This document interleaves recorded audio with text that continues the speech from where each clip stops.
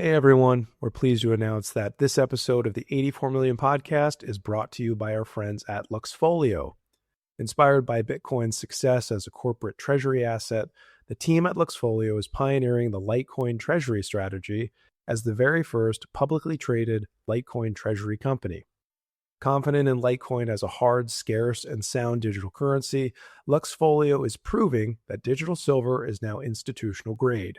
With a robust Litecoin balance sheet, Luxfolio is committed to actively supporting the Litecoin ecosystem, collaborating with developers, miners, media, and others, promoting further Litecoin adoption.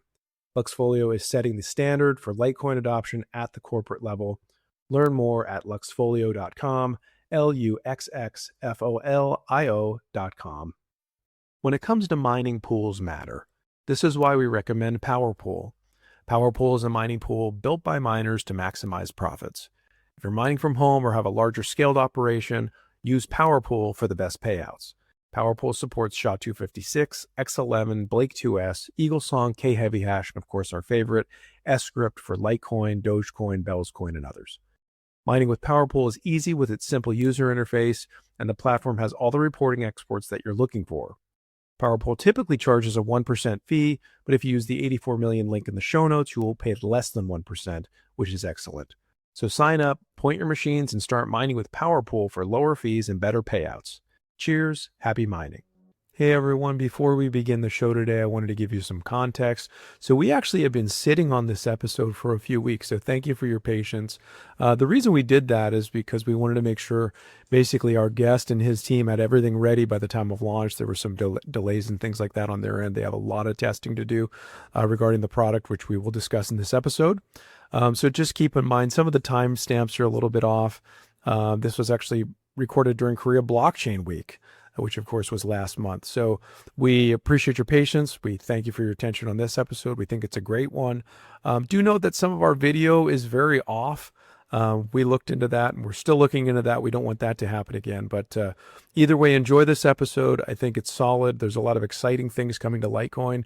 And you're going to learn about that through our guest and through what he's working on. So cheers. Enjoy the show. Thanks for tuning in.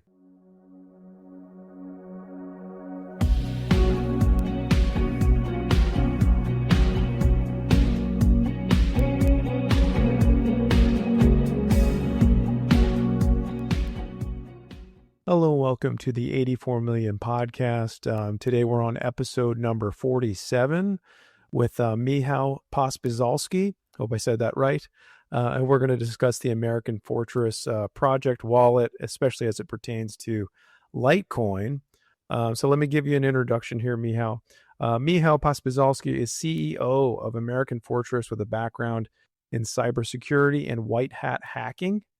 He's a husband, life hacker, emergency medical technician, search and rescue, pilot, engineer, river runner, skier, guitarist, fitness fan, and all-purpose information vacuum. You can find him on X at Mehow Hacks.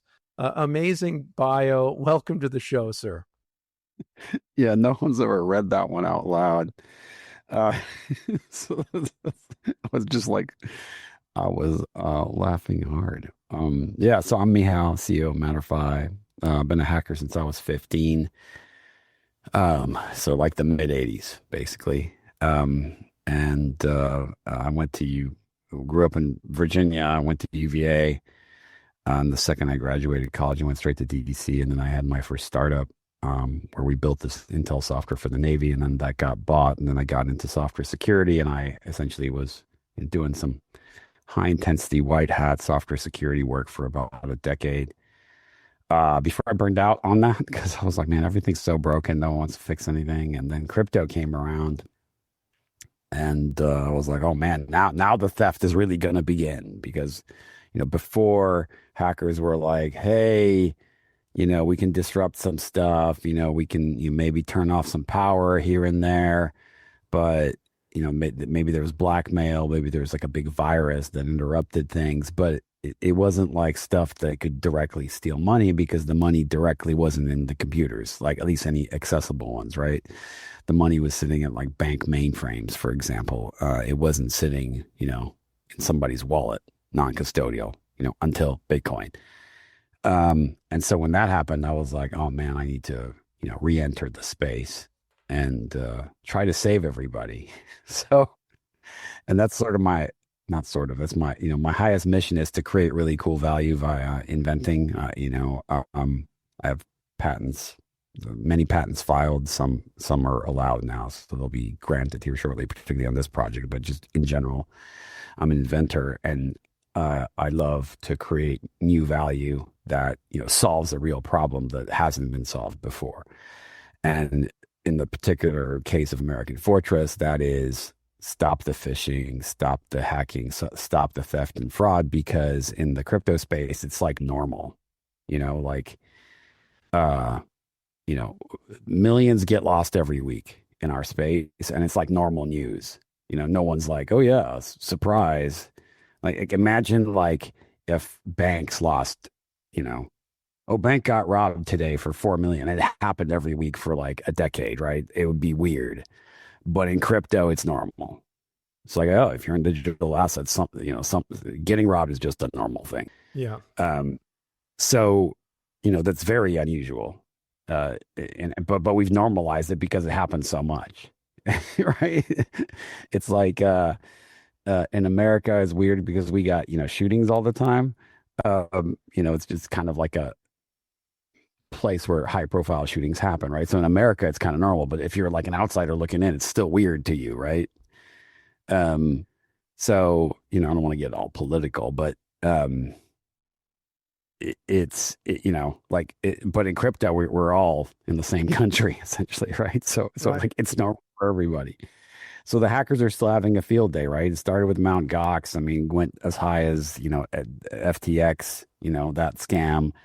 And then, now we've got, constant phishing. Most recently was the Coinbase phishing scam where, like I think 35 million or something got stolen in a week. Right. So this stuff I'm about to show you just basically stops it cold. It just nukes phishing, period, makes crypto way easier to use, makes it way more accessible. It's like really advanced security, but silly easy to use. Like if you can use Zelle or PayPal, you can use American Fortress. So that's why I got into it.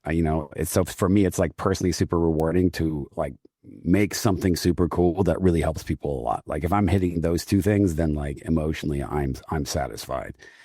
So because I just love new value, and I love new value that impacts people, right? So like that's my highest purpose.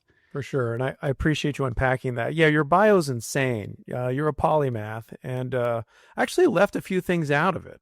But either way, Probably, what did you say? probably, yeah, I I think probably I did. did, but you could save someone's life and prevent hacking and build something and audit a voting system. And you're using the internet in the 80s to hack before there's even internet in homes. So some of the stuff is just kind of wild. By the way, this is just a note to our audience today.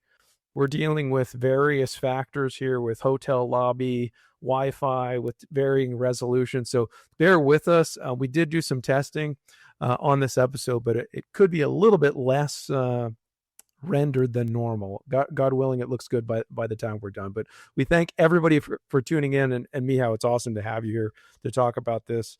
You're in Korea. Maybe before we go, how's that been? How's Korea Blockchain Week? Korea Blockchain Week's been terrific. Before this, I was at ETH Tokyo, and then I'm going to Singapore on Sunday for obviously this, the token 2049. And yeah, I mean, we have a ton of traction, like the amount of traction we have with American Fortress. Litecoin community is the first community that's getting the beta. The wallet I'm about to show you is actually the EVM one today, and that has Litecoin in it. So next week we're dropping American Fortress Litecoin to the public. Barring any crazy last minute bug, we've been feverishly working on making the tech work with the 4 million blocks. You guys are the biggest UTXO chain on planet Earth, by the way. We had to really optimize our engine a lot. And I have to say that we've optimized it. So this is also the fastest, most private decentralized wallet for Litecoin, period, full stop. And I'll explain how all that works. But anyway, as I'm doing this, I'm also the CTO. I've been in Korea and we're getting, just a lot of projects that are like super interested in joining the ecosystem, meaning that this tech is available as an SDK or will be. The SDK is not out yet. We're releasing the wallet stuff first, but the SDK is going to be in MetaMask. So you'll be able to, use MetaMask with Fortress names, which obviously we'll just explain in a second what that is. But there's a ton of, basically the biggest projects in the space are, hopping on, and I think our, TG is going to be really good. And then next week, we're going to start to sell the names, which I'm also going to explain. Mm-hmm. So there's a whole system for name sales as well. And people will be able to reserve .lite names, which are also extremely affordable, like super affordable. And that's a special, relationship with Litecoin Foundation, and 20% of that revenue is going back to Litecoin Foundation as well. So when you buy a .lite name, you're supporting Litecoin Foundation. So, but that level of, that's at this conference, we got 5x more of that, of, big names being like, hell yeah, I love the project. We won the BitAngels pitch competition for the third time in a row. So there was the last three were Dubai, and then BTC in Vegas, and then Korea, and we came in number one all three times. Amazing. Amazing. So that's cool. So yeah, the event's great. Korea's great. The community here is very positive, very bullish. There's a ton of adoption in Asia. And they everybody seems to love themselves some AmericanFortress. So Yeah, very cool. So I saw the announcement a few weeks ago, maybe about a month now. The foundation did announce that AmericanFortress, you guys are working together. So yeah, let's maybe just dive in. I wish we could go longer and talk about your white hat hacking with voting and everything else, but we're running out of time based upon your schedule. So let's just go right into the topic. Yeah, tell us what you're building, because the claim is, the most private secure Litecoin wallet. I mean, something like this. That's a big claim. Yeah, so tell us about it. Yeah. Easy to use. Don't forget easy. So, all right. So what is AmericanFortress? So first of all, we operate a company called Matterfi. Matterfi's retail wallet is AmericanFortress. Matterfi makes, we make a bunch of different really cool infra pieces. We have, decentralized chat like Signal. We have a custody system that's being deployed to Brinks Global, like the armored car guys. We have the wallet tech. We white label the wallet tech. We've already, we're sort of pre-public launch, a pre-production launch, but we already post-revenue. I mean, we've already banked a lot of revenue for this. We raised over $6 million over the last 4 years building this thing, and we sort of survived many crypto winters. And it's it's deep tech. It's like a million lines of code, that somehow seamlessly blends all these different elements together. So that's the tech. But what's it to the user? To the user, I'm going to just screen share and just show it to you, because that's going to be that's always the best way to start, because I can explain it a million times that people don't get it nearly as much as when I screen share. So let me screen share. You got it. And we'll go. So this is AmericanFortress wallet. This is the EVM plus the Litecoin version. This is not what's coming out first. What's coming out first is the Litecoin version. There is one bug we're dealing with on the Litecoin side where some transaction messages are being incorrectly parsed by our UI layer, and then they won't display. So you can see I have a balance here in Litecoin, but I look and there's no transactions. So this is literally the bug that I'm resolving before I can release. Other than that, we're good to go. But I can show it to you on other chains, right? So the way our system works is you register for a name. So like Mehow.lite, but in this case, I have a top level name, just Mehow. And in the beta, this is completely free. So in the beta, to test it out, you'll be able to just, open the wallet, register a name. It'll generate a seed. We have a special 15-word seed for you guys that optimizes the sync speed and lets the wallet sync within and be ready to use within a couple minutes, which is for a 4 million block UTXO chain pretty crazy in terms of performance, right? So that super excited about. But what do the names do? Well, in our wallet, like you can go here and generate a if I want to generate a Litecoin address, I just generate address and I have a Litecoin address, right? So it does all the old stuff. Like, the legacy, we call it legacy addressing, even though it's not that legacy because everybody still uses it all day, every day. But for us, it's legacy because we have a different thing. Our thing is that I can enter a name. Like, for example, I go in Ethereum here and I'll just do $6 of ETH. And then I'll type in another user's name, like Sasha. He's one of our testers. And now to send, all I got to do is type in his name and hit send, and the dog runs, and that's Doge. That's Sarge. I mean, that's Doge. That Doge is Sarge, our mascot, which was literally invented by our intern. So it's not like in our company, it's not a meme. Yeah. Like the intern actually invented the Sarge. He was like, you guys need a cool mascot. So it's good. Yeah. Yeah. Yeah. So here we've got this. I'm gonna see if I have enough balance to do this in LTC, but let me see. I might go to Sasha, and yeah, I can hit next, and I just sent some LTC, to that same name. So, and you can see that here. So that's also working. Then another different asset here's BCH. I still. Just like PayPal, I hit send. Also works. I want to do a ERC20 token. I go over here, 10 dogs at Sasha.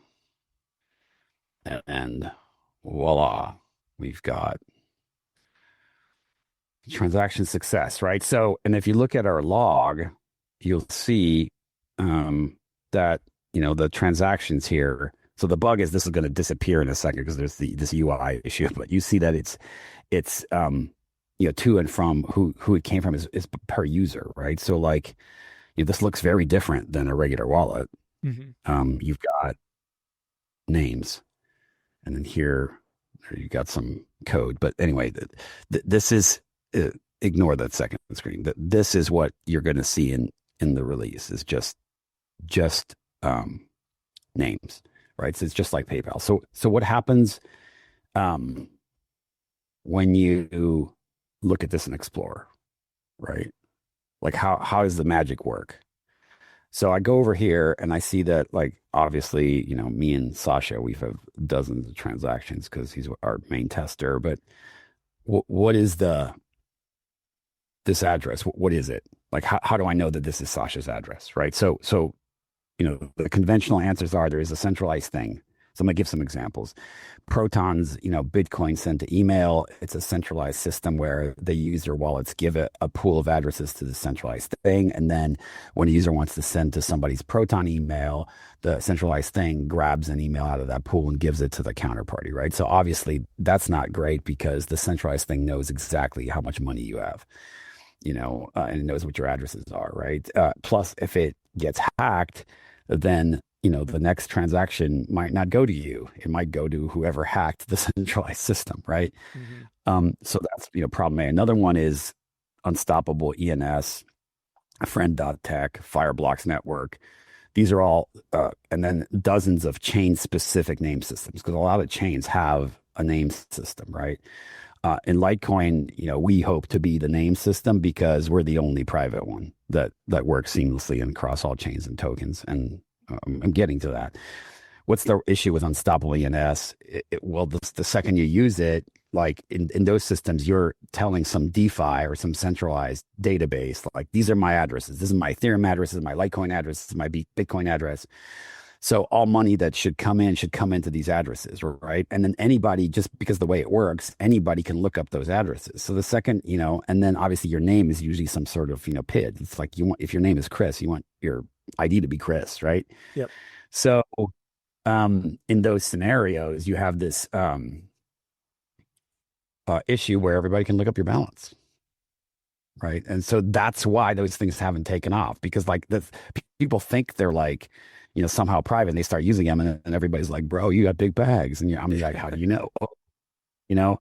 So that's a huge problem. And then there is like chain specific things, like there's fluid key on ENS, which has this other issue where they centrally track all the self addresses, which is not great, because now their like central server knows what everybody's balance is. Then there's Dash DPNS, which is for Dash. Then there is FIOS system where like two parties exchange information. Dash also does this, where the two wallets essentially have to connect to set up this address space. So how is our stuff different? Well, our stuff, like the second you know somebody's name, you can instantly compute their receive address on any chain and token, and it's a stealth address, meaning that all these transactions you're seeing in this log between me and Sasha are between me and Sasha, and not between Sasha and anybody else. Because if anybody else sends money to Sasha, it'll be a different address, and I mathematically cannot know what it is. Sure, everybody can see everything on chain, but we don't know it's us, right? Yeah. So what happens is like, the original Satoshi vision, which is really the original Litecoin vision, because like Litecoin was like, I think the second chain, right? Or third chain. I mean, it was super early, was that you were meant to not just keep reusing the same address over and over. What was meant to happen is you were meant to, generate a new address for every counterparty, and then have that counterparty always interact with that address. And then you were magically meant to also, keep track of what all these addresses were and like who the counterparties were. That was the original vision. But obviously, like that got, from a usability point of view, it's next to impossible to sustain that, right? So what we do is we have metadata that allows this computation to happen dynamically. So the second I know a name, I will compute your receive address on any chain and token. It's a stealth address. Only me and you know it. No one else knows it. There is no list. So what that means is you can like, if your name is Kyle, 84 million.light, for example, like if you had that name, which you'll be able to get next week. Yep. Then you can put it up on your Instagram and just say use any Fortress name compatible wallet, which includes MetaMask, or will soon include MetaMask, but it'll obviously be AmericanFortress Litecoin, AmericanFortress itself, a bunch of the B2B B2B wallets that we're doing custom for people, because there's like smaller projects and bigger projects that are getting like custom wallets. So like one that I can't talk about is LitVM. We are going to do the LitVM wallet, which is the Litecoin L2.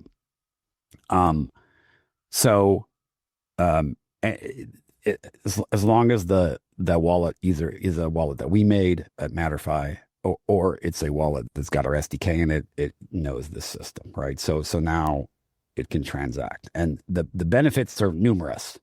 First of all, obviously, like who you sent the money to and who it came from, and you have their name. And this is a cryptographic proof; it's not fakeable. Right, the wallet will actually check after the name is set up to ensure that its metadata is correct. The metadata is write only. There is no way to overwrite it. So like a hacker can't like replace Mehow's metadata with their metadata and then start receiving your funds. That's not possible. And we have very deep patent pending and patented security around that. Because we had 9 patents filed, and one is imminently allowed. The other one's already allowed. So, we're actually about to start receiving grants on our patent stack. This is, I don't want to say unhackable, but like I'm massively OCD, and it's like breaking my own system is all I think about. And I've been thinking about it since 21. Yeah. Right. So like, and I've hacked everything in my life, from like, military systems to websites, to airliner control systems, to slot machines, to voting machines. This is my best work and the best work of the team. And I would say that the team also includes Justice Ranveer, the inventor of BIP47. So essentially Justice was working on this independently at a company called S-CRYPT. Matterify bought S-CRYPT in a stock swap, 4 years ago. And we, took over, and then I got involved as CEO, and then me and Justice and Chris, like the original people that were working on this, we made it way, way, way better. And so you have universal stealth addresses for all of crypto. Now, why is this awesome for Litecoin? Well, Litecoin also has an MWeb, right? Correct. Yep. Yeah. So in this, if you notice, this transaction that I just did on Ethereum, you can the recipient, not anybody else, but the recipient can know what my source address is, right? So the recipient could like now if I've moved funds around, say I have a stack of 10 million Litecoin or something, right? Um, and I wanted to buy a coffee. Ideally, I'm not going to have all 10 million in one UTXO, right? Right. Ideally, have hold on, let me just kill that. Ideally, I'm going to have, like kind of my spending account, my pocket money account, and my other account, right? But so what our wallet does, it'll automatically pick like the UTXO or the Ethereum account, depending on whether it's EVM or UTXO chain that most closely matches the money you're about to spend, right? So if you want to spend $1, it'll look for, a UTX. I don't spend out, but it's got $1 in it. But if your only output is, the one with 10 million Litecoin, then it'll send from 10 million Litecoin. So now the only issue is the recipient. Only the recipient knows you have a bunch of Litecoin, Right. but not if you're using MWeb. I was going to ask about that. All of what you said, you're covering a lot of ground here. Um, MWeb, yeah, that's one where we would use or we could use one address and kind of be safe. I think the neat thing about Litecoin versus like an Ethereum is we do generate multiple addresses, and we should. That was kind of part of the program of anonymity, right? But with Ethereum, it's very different. It's typically just one address. But I like what you're doing here, and again, you're comparing it to, let's say, because I know this works to a degree, or I should say, superficial naming works with a what are we calling it? Unstoppable domains, and this is not to diminish them, but to admit the truth that it's not very private. But what you've built here with your send to name is much more private. It's the most private possible without modifying the chain, Yeah. right? Like it can't be more private than this is. This is the most private, easiest to use crypto on planet Earth. But I love MWeb, right? Because it balance blinds, right? So like one of my major mantras, and now everybody's realizing that balance blinding is really essential. So like Ethereum's about to put it in as this thing called Plasma. Interesting. Right. Wow. Okay. And the other big difference is that, if you're generating addresses, like, even if you're manually doing this perfectly, like, let's break it down, right? Then you got to get on Telegram, do this exchange, remember what address you gave to who, track that forever manually. I mean, no one does it really. Very few people do that, right? It's very difficult to do. In our case, it's all, even if you're using MWeb, you're still going to see two froms. Yeah. You're going to know, because the other thing that's happening here is we have sidechain proofs running between the wallets peer to peer that prove extra things about the money. Like it came from a particular private key. We have a ZK proof for that. Meaning that so the third party observers, it's all invisible, but between the two parties involved, it's perfect cryptographic KYC, right? So the other thing I want to show you here is we have Signal, essentially, right? This is a encrypted chat, end-to-end encrypted chat that uses the same key set that you use to, spend your money and receive it. So if you're talking to somebody here and they can read your message and then you send the money, you're 100% sure that the person that read the money has the same keys that received the money. And then on top of that, we have, and that's not in the beta, but in our engine, we have the ability to have people prove identities to each other, prove source of funds to each other. So I can not only just prove that, not only do you know that my money, if I'm sending you money to, 84 million light, it came from Mehow, but I can also say, look, I got this money from, Bob, and here is the proof of that, right? And then when you add this to custody, which is the other thing that we're deploying to Brinks, now you have a custody system that can perfectly track KYC, yet it's 100% private and super easy to use. And the other thing about it is there's no fields inside the custody system that say, what's your withdrawal address? Which is like the famous, hacker, they hack into your Coinbase, they put in their withdrawal address and run off with your money, right? That's why we have 1,000,000 2FAs, and it's just massive pain in the butt to use. Well, in our custody system, that doesn't exist, because the custody system knows how to compute your receive address. So if Joe deposited money, say they deposit Bitcoin, but they're bullish on Litecoin, they exchange it for Litecoin. Now they want to withdraw their Litecoin back to their wallet. The custody system knows how to send the money right back to Joe. right? It doesn't need to ask like what's your receive address. So and then the other thing our wallet does, which I won't get into here, but I'll just like leave it as a bookmark, is the wallet will control the funds in custody. So the wallet directly talks to the hardware security module that has your money at the custodian via cryptographic proofs, which then solves just a metric ton of security issues. It because now you really don't need admins on the back end. Like, inside jobs are way harder. Like there is, things like FTX are very difficult to do. You can't just abscond with the user's money easily, right? And so we solved that as well. But yeah, that's the wall. That's the wall that's getting released next week to the Litecoin community as a beta. Of course, you guys will find bugs. We have bug bounty. We're gonna have a bug reporting. We got a ambassador program. We have affiliate links for the name sales. So, people will be able to participate all sorts of ways. And then, once that's like moving, then we're going to announce the TGE date for the token, and go from there. But I feel like that was a good overview of what the tech does. No, the wallet looked very nice. Clearly, you were showing us desktop. I imagine there will be mobile too. Yeah, 100%. Okay, because we can't spend it in most cases without a mobile. So I imagine that was coming. But it looks like you got an option. You can do desktop or mobile. Yeah, another thing we can talk about is like the sync and how that whole works and how that's private, right? So there's a whole nother, because privacy can be multiple things. Like what we have here with Sentiname is like really to use universal stealth address generation, right? So that's one type of privacy that I think we covered well.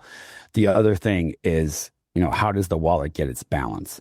And is it using an accelerator? Is there like a thing somewhere that knows how much money you have and where it is and which blocks and all that and which addresses? And in our case, the answer is no. So that's the other thing we can get into. But I know we got plenty of stuff to cover. So I'll let you drive. Sure. No, it was a great demo. I think it really was a great demo.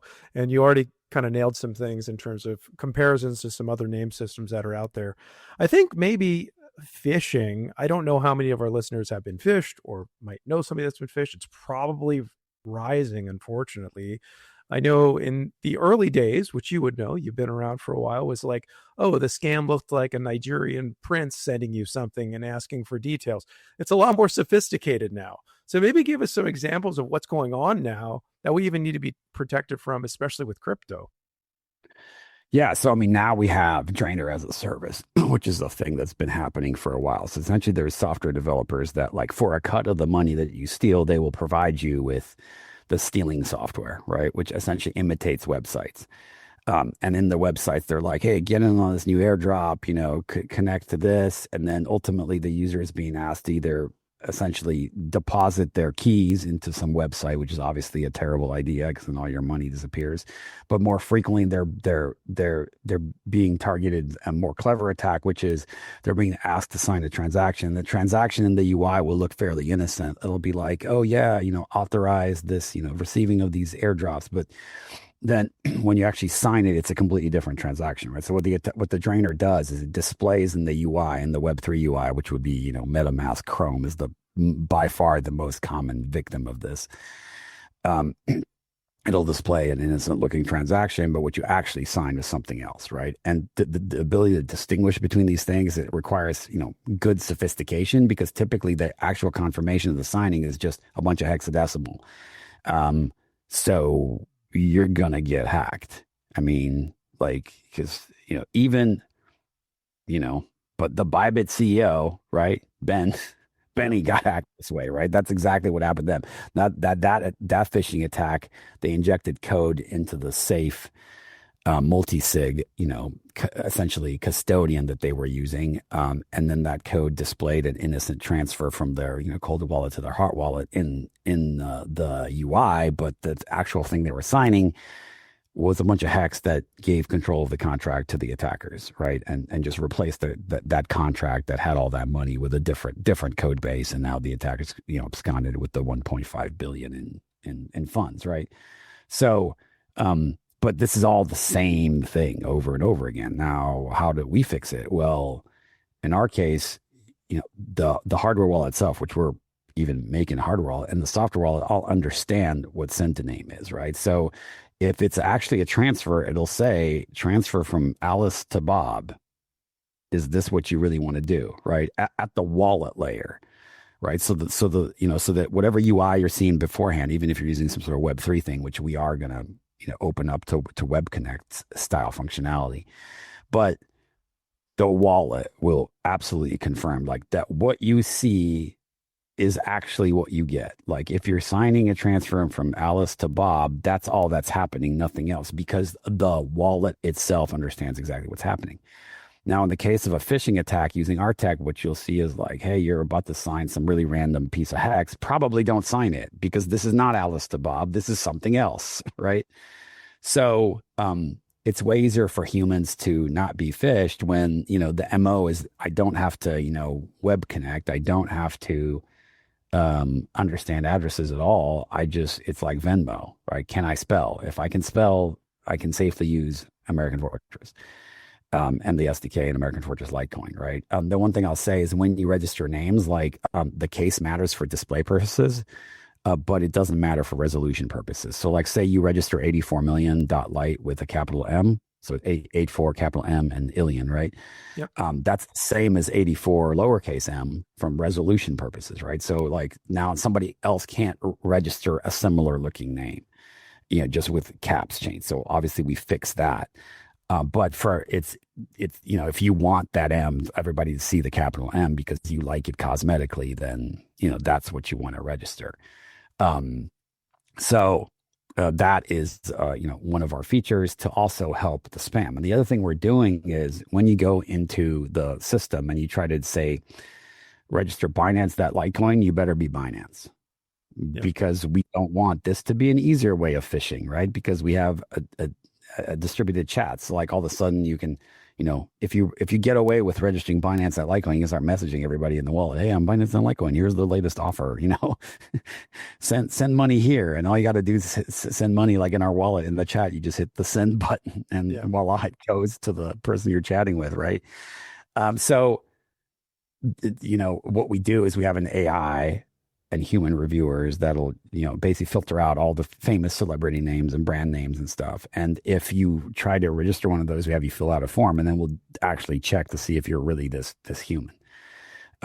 Because we don't want it to be, a phishing thing. Now you might say that's centralized. Hell yeah, that part of it is centralized and is going to stay that way because, I know what can happen when you don't have tight control over that side of that type of thing.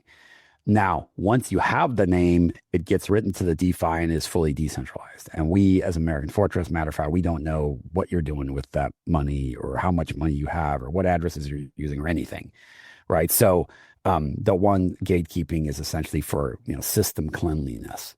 And it also lets us do cool things like, reward the community promoting a particular namespace, right? And so like users also can't like register like their own dot subdomain by themselves. Like you can't just go in and be like, I'm .binance, Joe at Binance, not possible.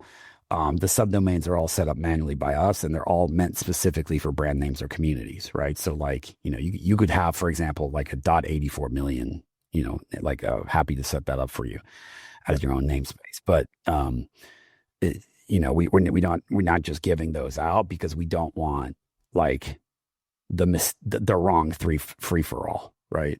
And like the thing that's meant to solve phishing, be used as the new easy way to fish, and spam the living daylights out of people. So we also have spam controls and stuff. Like in the beta, you're not seeing a lot of these features, but like in production, you're going to see the similar spam control that you see. And you see it in the beta, not the first beta, but in the subsequent betas where you'll be able to report spam and everything, right? So like some account starts messaging 30 people and it's like they just get spam blocked and now they can't message anymore and they got to start over and buy a new name. So we're doing like I imagine a lot of things right, and I hope we get them right out the gate. And to make crypto truly easy to use. Well, I think that's how. Yeah, I think that's the key because some of us who've been around for a little while understand, how to, these long names and always copy them and check the beginning and the ending. Although I think that's sophisticated too. Sometimes they generate similar addresses and there's other Yeah, there's other versions, or I should say, there are plays to actually attack even that methodology, but we can kind of handle this environment. But the user experience is pretty wonky. It's not PayPal, it's not Venmo. So what you're doing is giving us that experience. So like you said, anybody can read. God willing, we can. And then other than that, it's basically private. And so why privacy to begin with? I know this might be just an obvious one for a hacker, a white hat hacker, but why is this even important right now? Well, it's important for safety, right? I mean, and adoption. Like you have to have privacy. Like when you go to the bank, a super example, like you don't know everybody else's balances, but in crypto, somehow that's cool and normal. And there's like people monitoring, oh, like this is CZ's wallet and this is, this so-and-so's wallet. And this guy just did a huge transfer. And it's like, you know, TradFi will not jump 100. Like now, TradFi is jumping in because of the returns. What they're not jumping in is the user experience, right? Like they're shielding the world from the user experience by having ETFs and these funds that make just get in Robinhood and own some Bitcoin through us, right? Now, why is that? Well, because it's way easier to do that. Like somebody's got a Fidelity account, like in the Fidelity app, and they want to own some Bitcoin, now they can, right? But it'd be better if they were, non-custodial, obviously, right? Because if it's not your keys, then it's not your money. But that said, fintech will not adopt till we have the privacy. But here's the other thing that most people don't understand: to have the extra KYC and the sort of super features that TradFi needs and big fintechs need, you have to have the privacy.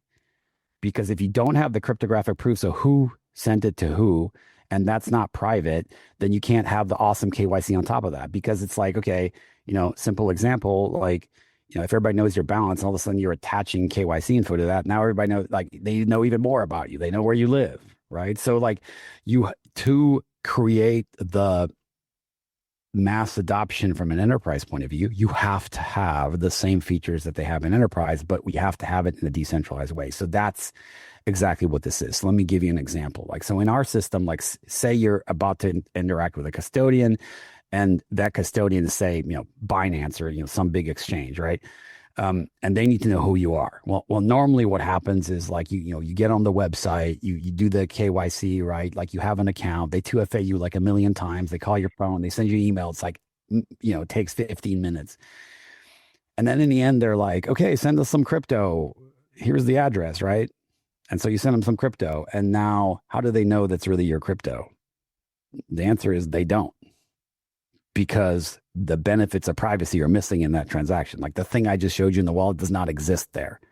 They have no idea if that's really you. I mean, maybe you stole somebody else's wallet and deposited it into Binance to cash it out. How often does that happen? Probably a million times a week, right? I mean, this is what the hackers do, is like they want to sit there and take the stolen funds, mix them a million times, and then come back and be like, yeah, it's really my money, so there, because there's no tie between the ID and the actual private keys, and that's what we solve, right? So you have better KYC in this system. You have better KYC than you have in TradFi, because now, like, the new way of doing it is your private key, it does the KYC essentially, right? So like you log into Binance through like a Binance app. They ask you to do KYC, they do a proof on you, and then our system generates a proof, attaches it to your wallet, and gives it to you. And you're the only one that has it, and all the original data can be deleted, essentially, right? So it's like you have your own personal SSL certificate, except it's tied to your private keys without revealing your private keys. And it's tied to your name as well. Now you get to choose who you send that proof to via the chat. So the point of the chat we have isn't to just have chat. It's a mechanism to send cryptographic proofs to each other, proving various things. Like, this is my money. This is where the money came from. This is my passport, for example. Or you can have a blinded proof where it's like, I'm over 18, and a resident of the state of California, signed the state of California. So we have truly decentralized user-controlled DID that actually ties everything together. And that's completely unique. No one's ever done that. So this is one of the things that's patent pending. As far as I know, no one's ever, like, I've been in the space for a while and people keep showing me but Mehow, did you look at this project? I'm like, yep, still not us. And somehow we're here. And And yeah, I mean, I wish we were here sooner, but man, the last 4 years from like a startup point of view, pretty brutal. So it's not like we're a company where it's like, oh yeah, we raised $30 million of VC Silicon Valley money and we just get to burn and like grow as fast as humanly possible. Like that's not the story here. Like it's not, this is a very esoteric project that most people didn't understand even, I still have to explain it now sometimes, but now that the product's finished, it's easier.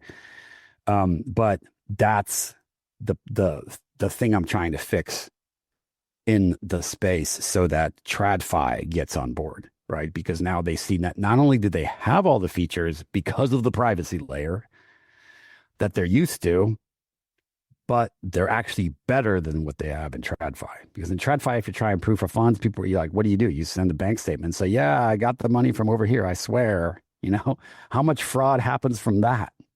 Mhm. A ton.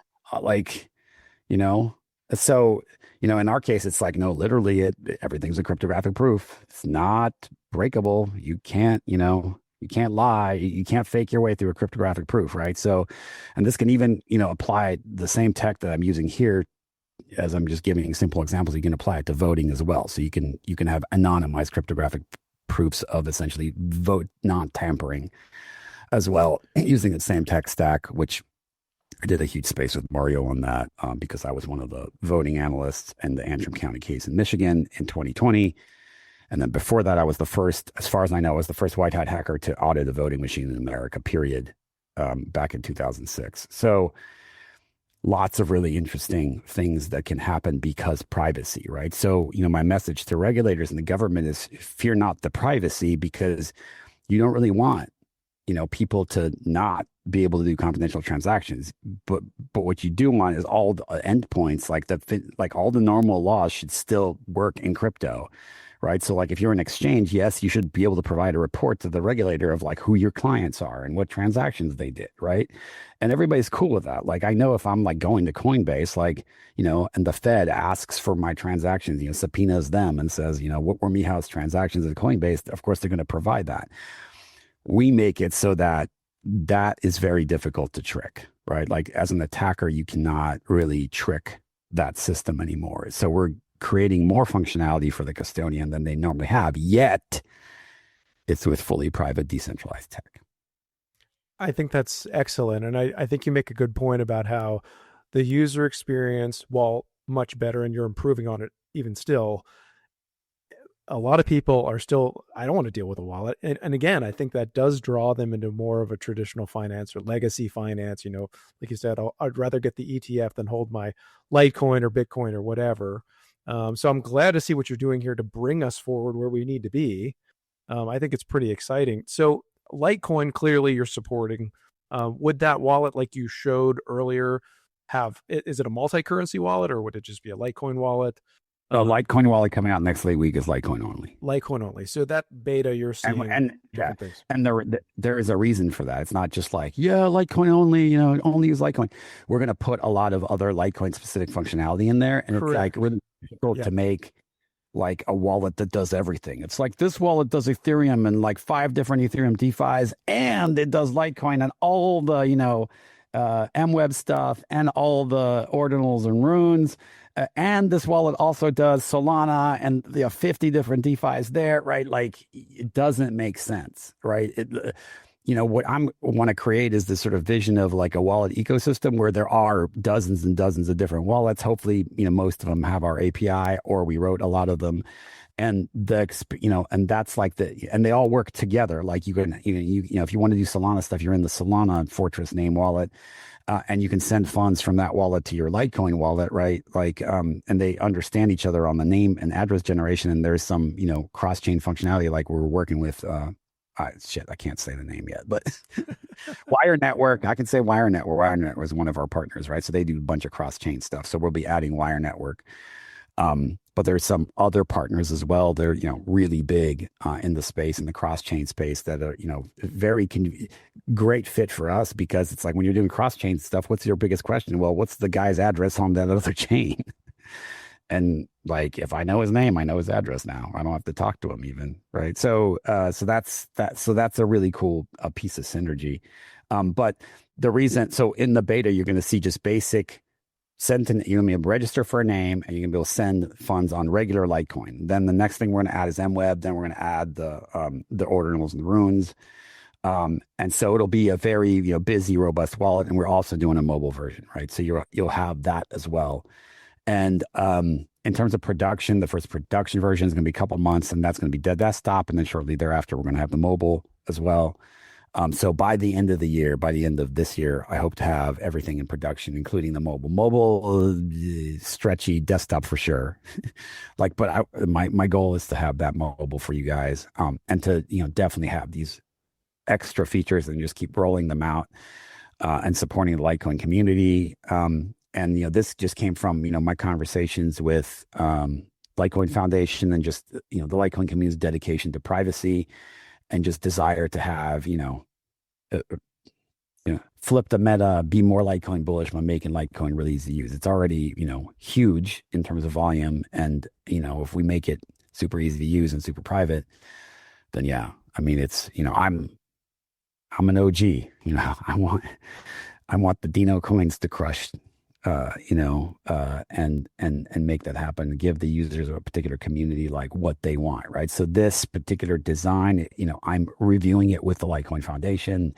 If they're like, hey, we want to change this, then I change it. So it's essentially like a bespoke Litecoin Foundation wallet, essentially, that is powered by AmericanFortress and Fortress names.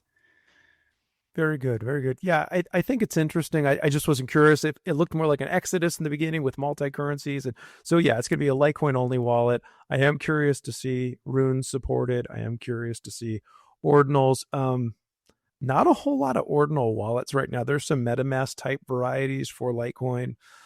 Chicken Market has one. I know LiteScribe has another version of it.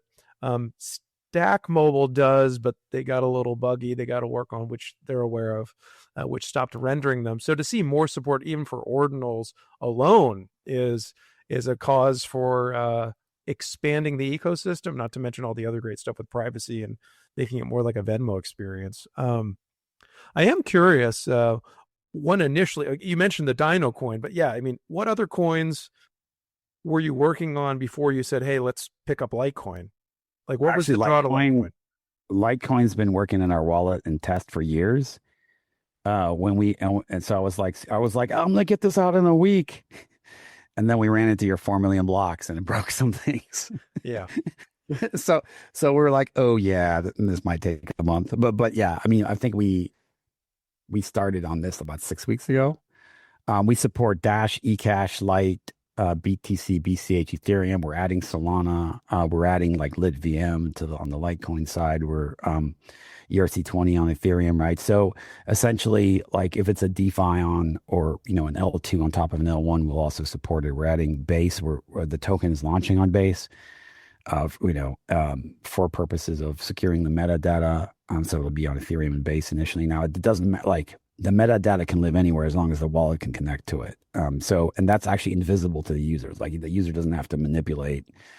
Like if this was a normal DeFi project, I'd be like, oh, you got to buy a bunch of AmericanFortress token before it even works, right? And I'm just like, that's not what we're doing, right? So we're just like, pay with a credit card for your name, and then we take care of like all the DeFi happens invisibly on the back end, so that it's truly decentralized, but the user doesn't have to deal with it.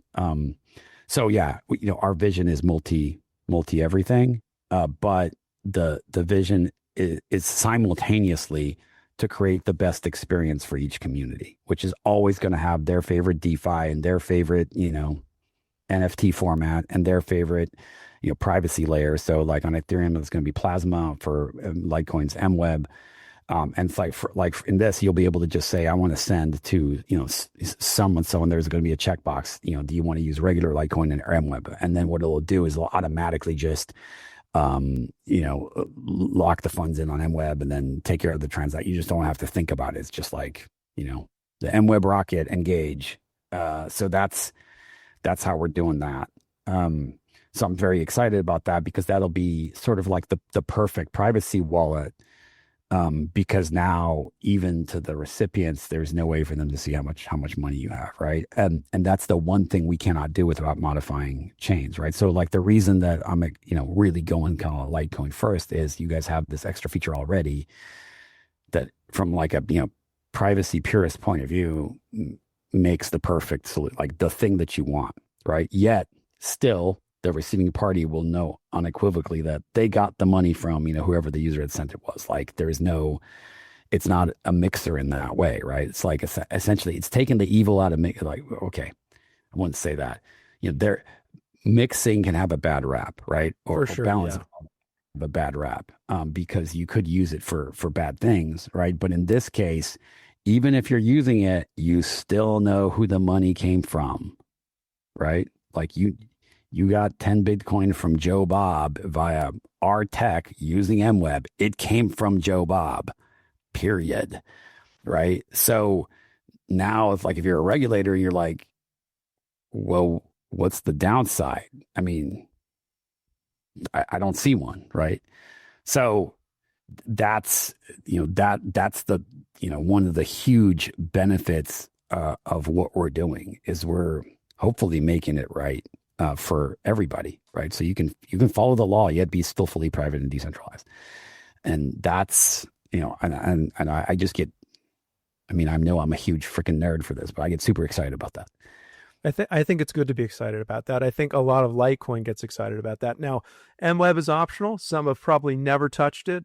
I know it took a while to roll out to mobile, which slowed some of the adoption down. But I think privacy is a good thing, even in an age of voluntary self-surveillance. Um, and again, our legacy programs are private. Yes, on Venmo, there is a bizarre new phenomenon of let's just publish why I sent that money to you and you can like make it public or whatever. But that's an anomaly. Most of us expect privacy with our transactions. Nobody wants Yeah, to. I Nobody I wants us turned to. that off. Yeah, turn it off. But nobody wants anybody looking into their bank account or anything like that. So I think that's a beautiful expression of how everybody cares about privacy and how it touches everyone. But yeah, that was weird when it's like we can start publishing like, oh, I sent you this for boba or a birthday cake. It's like, okay. I guess I didn't Yeah. see anybody Venmo anything for like very large purchases. They're kind of all trivial, but still kind of a weird idea, right? Yeah, no, absolutely. It's like I paid the cleaning lady or the lawn guy. I mean, come on. Like who really needs to know that, Um, I don't know how many more questions you have. I definitely want to talk about the accelerator privacy before we wrap up. But we got about another 20, 25 minutes. Yeah, So yeah, for sure, just for sure. I have a few more here listed. I think we covered ground pretty good. I do want you why don't you share about the accelerator, and then I'll kind of land with a sort of off-topic ending. okay.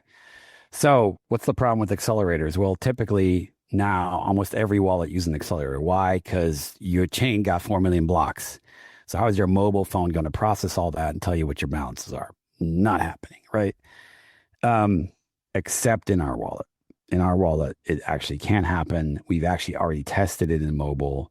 Um, and what you want is anonymous accelerators, or you want the wallet to be able to compute its balances on its own. So this was actually the default in the early days of crypto, right? So like in the early days of Bitcoin and Litecoin, essentially everybody was running a full node.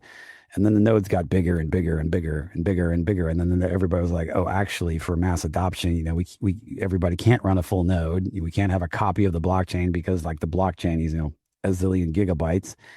And then there's a lot of math, like, basically you got to, compute hashes from one block to the other, in your case, 4 million times for the block headers, right? So it's a big problem, right? So the way the problem has been traditionally solved is, now, especially in like EVM chains, there's no alternative. There's no even possibility yet. We can do that, but we haven't gotten to that part of it yet because it's a tough problem. But like you're relying on accelerators and you're telling the accelerator what your balance is. Like you're saying like, hey, these are the blocks I'm interested in, or these are the accounts I'm interested in. Therefore, if somebody's monitoring the accelerator and they see your IP, they're like, oh, this IP is this wallet. Here's how much money they have. And for sure, there's a ton of government and otherwise and hacker surveillance of that happening today. 100% for sure. Right. So people know who your wallet is and how much money you have. And we'd like to make that not possible.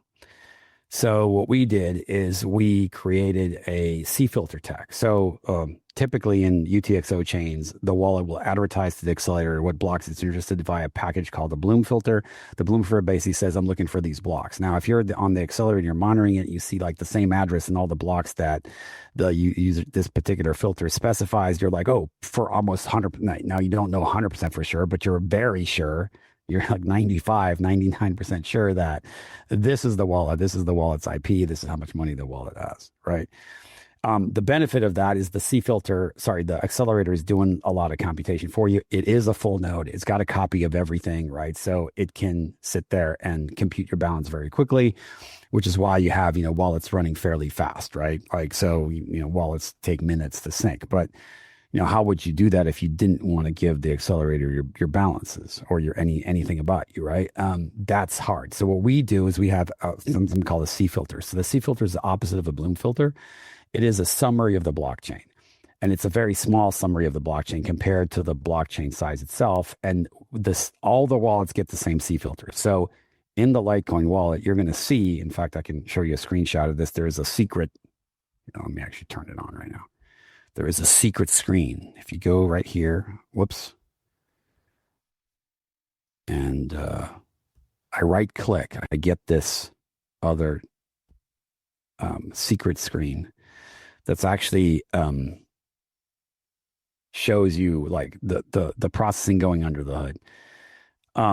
And this percentage is like the sync time. Or sorry, the amount of blocks it's synced. But when you see 4,275,148 available, that means that this wallet has processed that many C filters blocks. So it's looked at the summary of each block and been like, oh, this block might have my balance, and then it connects directly to the peer network and grabs that balance. Right. So the accelerator knows nothing because the accelerator is just a dummy summarizer of the blocks, and it just keeps sending the same summary. These are what we call C filter packages to all the wallets. So you can do really cool things with this, like, include the C filters, with the wallet. So they're essentially just coming to the package. And now the wallet only needs to sync like the last 100 blocks in its current, or last 1,000 blocks in its current, yet it's still completely private. Right. So in the release that we're doing to the public, we have a special seed type that also tracks your wallet incept date, and we have another feature on top of that called checkpointed C filtering, which also nobody has. So your wallet to be active, like if you're making a new wallet, it'll literally be up in 30 seconds, and you can just start using it. If you restore it, again, 30 seconds. Yeah, because the wallet itself knows what its incept date was, meaning like when it was born, and then it essentially summarizes everything that happened in the past and just grabs the most recent blocks.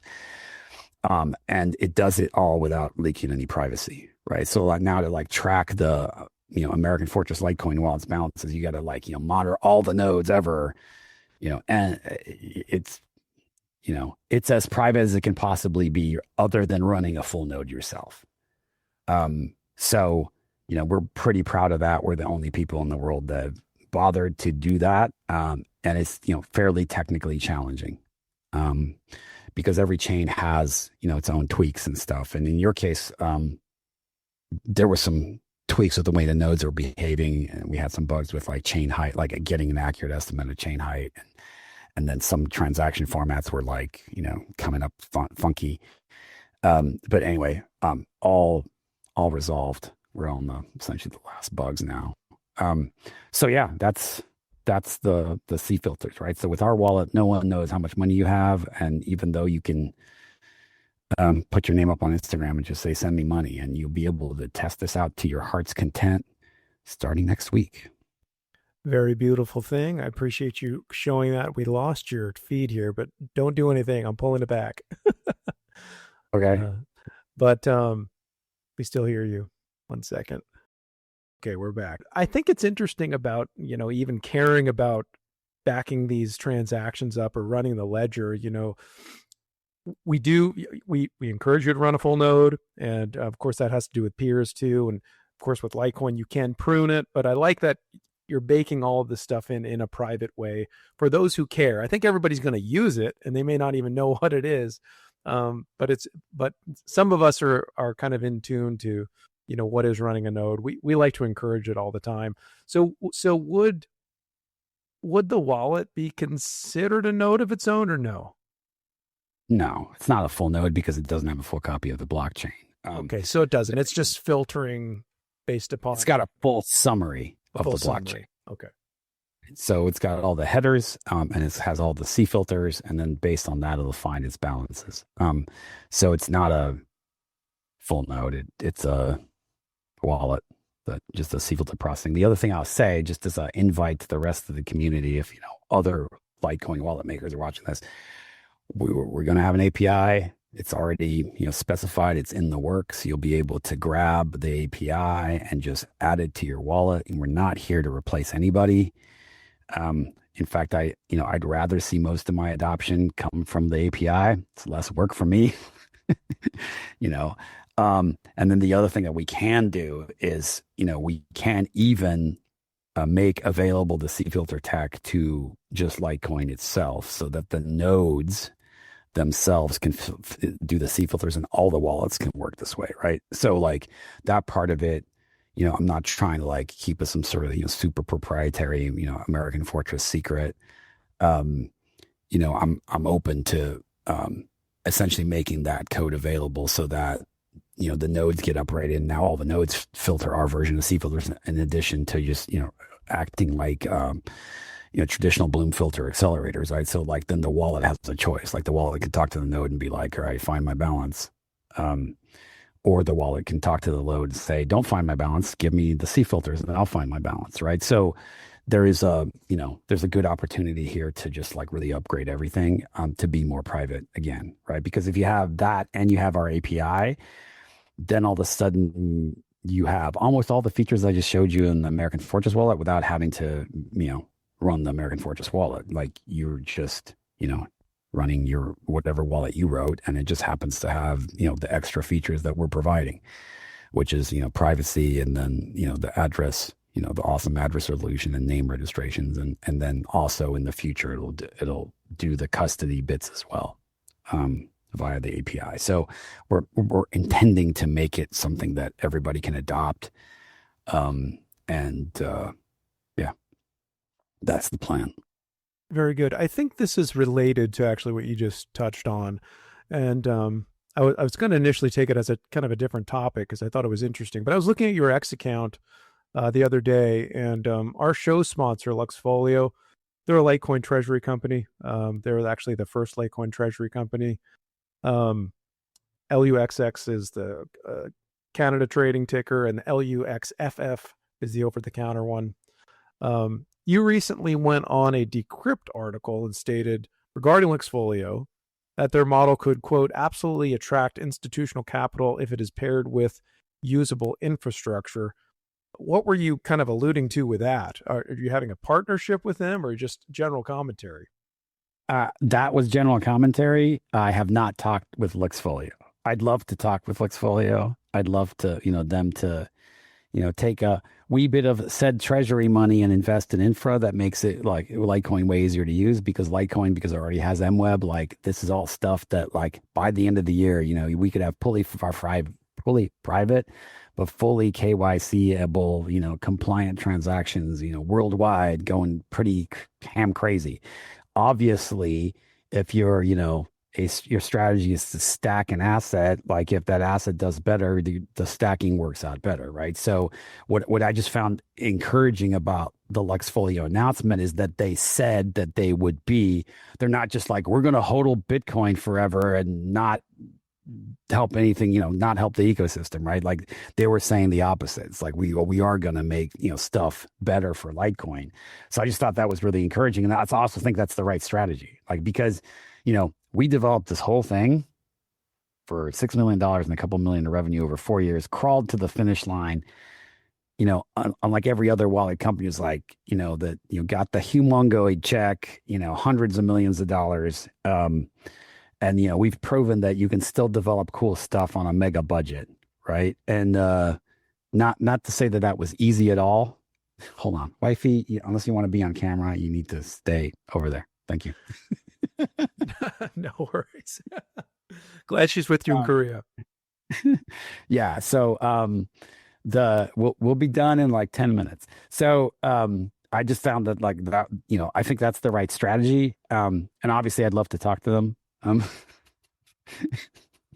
I'd love to talk to them, and we will. I'm not laughing at Lex Foley. I'm just laughing at my wife grabbing stuff.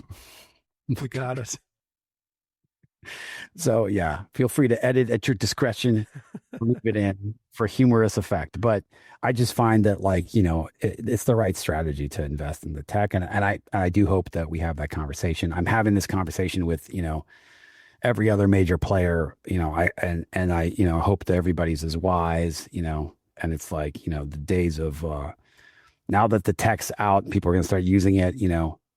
I'm not against the big exits, the big checks, the bigger tech team to make stuff go faster. Not against it at all.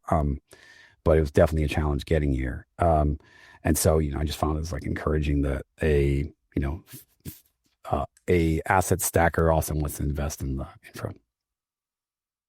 Good deal. Appreciate the comment on that. It's probably time to go, so we'll land the plane here and kind of say you're going to release beta shortly. Where do we find you? Where do we find AmericanFortress? How do we stay updated? Yeah, so just go to AmericanFortress.io and get on the you're still on camera, baby. So AmericanFortress.io, and that's the website. And then on X, we're AmericanFort_IO, and just follow us there. Either place, like on AmericanFortress.io, the website, you can get on the mailing list. On the X, you'll just subscribe there, and you'll get all the announcements about everything anyway. So it's kind of like whatever your preference is, or do both. Support us, and then next week buy the names, because once somebody takes your name, it's gone. Now you're going to have to beg that person to sell it to you. So don't miss out on that. I am extremely bullish on my own project. We've literally survived the worst of the worst, and we've continued, and now we're going really fast thanks to deregulation in America, and just the market improving. I think we're a great project to support, and hopefully people feel the vibe of what we're trying to do. And I really appreciate you for taking the time here and letting me go super deep, and talk as in depth as I want, which, usually I don't get to do that. And I hope people appreciate, and, I'm looking forward to your support, on X, and, using the product. And, I hope to continue to make, absolutely the best, obsessively the best, crypto wallet on planet Earth. That is my mission in life. And so, I appreciate the support and the good vibes and the feedback and the criticism, all of it. Right. So we're here for the users, and to make that whole crypto thing an awesome thing for everybody. Very, very good. Well stated, sir. Glad to have you. Appreciate you going on and on. Fortunately, like I said, we've had some technical things of losing feeds here and there, but we've overcome. And I would love to have you back, and we'll all be watching what AmericanFortress is doing. Of course, again, follow Mehow on X. He is found at Mehow Hacks. Thank you to all of our supporters for the 84 million podcast. We thank you to everybody who listens to us regularly, or if this is your first episode. We appreciate your attention. And of course, check the show notes. We will have that affiliate link from Mehow that you can go reserve some names, and kind of get the ball rolling if you're interested in any of this stuff. So Mehow, good to see you. Good to have you. Enjoy your time in the land of the morning calm. And with that, we'll let you go. Thank you, sir. Thank you, Kyle. Really appreciate it. You bet.